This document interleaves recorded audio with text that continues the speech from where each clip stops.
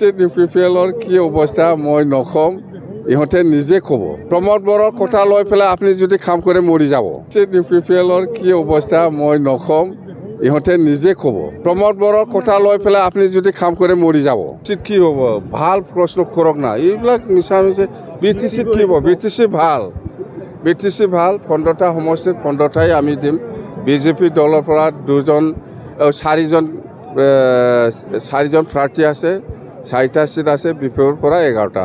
আৰু ইয়াত আমি AJPও আছে, BJPও আছে, BPFও আছে।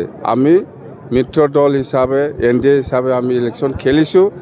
আৰু মানাছ হওক, বাক্সা হওক, বিজনী হওক, মুঠতে যিমান 15টা সমষ্টি আছে আমি জিকিমে।